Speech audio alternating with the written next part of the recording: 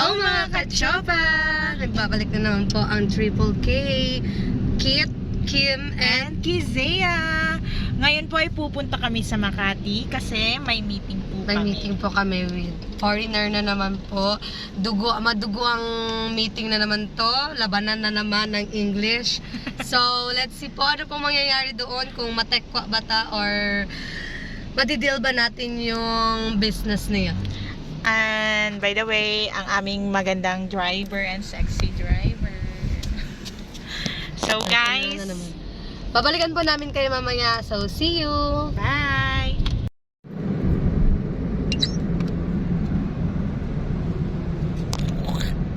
Guys, nag-drop by muna kami dito sa circuit kasi magla-lunch kami. Kakain kami ng tao. Pagkain, syempre. Hi! Madam Kim or Madam Gloria. Ito pala yung circuit Makati, guys. Ito yung mga ignorante. May marami palang mga foods dito. May mga boot-boot sila. Yeah, Ayan. boot-boot. Ayan.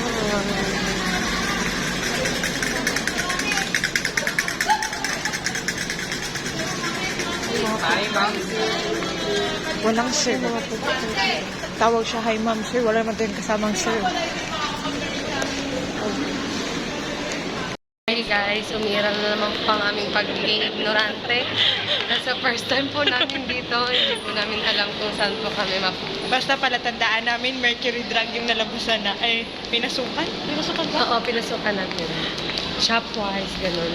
Hanap, guys. Naghahanap kami ng kakainin. Ay, kakain pala. Kakain.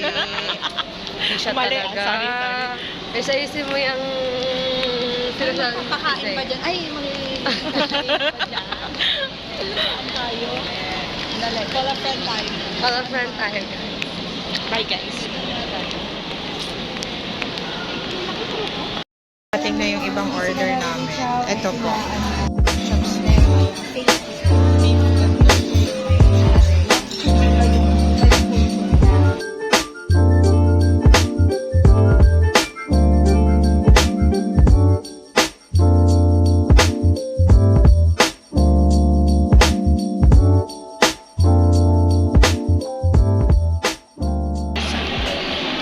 Papunta na po kami kay sino na yun? Simon. Simon. Tapos na po kami kumain. May lumabas na bang 15 daw? Ito, 15, iPhone 15. Oo. iPhone 15 Pro Pro Max.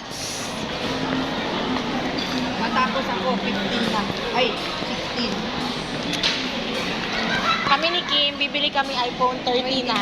30 lang. Ang 30. ganda ng pagkakatato. Guys, pupunta na kami sa office ba pupuntahan natin? Office ni Simon. Ayun, may basura. Tapon namin tong lagayan ng Jollibee.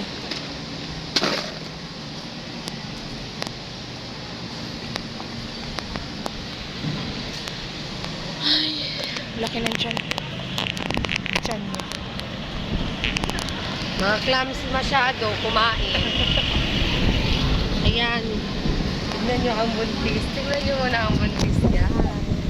Ilang months na yan? 2 months. 2 months na busog. Ito po yung mga picture namin sa meeting with Simon and his team. Hindi na po kami nakapag-video because it's confidential and successful naman ang meeting and we're hoping for a positive outcome of this business. Hi guys! Tapos na po yung meeting namin with Simon and Pauwi na po kami. Pwede po ba ako mangingi ng 81. Hi guys! Pauwi na kami. Naglalakad po kami ngayon and sad to say, meron pong tatay na kulang yung pamasahe niya. Kulang daw siya ng 81 pesos, sabi niya. So, hindi daw siya makakauwi ng Hagon o Bulacan. Taga dun daw kasi siya. So, kulang daw ng 81 pesos yung pera niya. Nakakaawa naman. Hindi ko alam kung nagpapanggap ba siya or what. Pero, nakakaawa naman siya talaga. Kaya binigyan namin ng 90 pesos. Sorry, Ganun kasi po. wala kaming pera. Wala din po kasi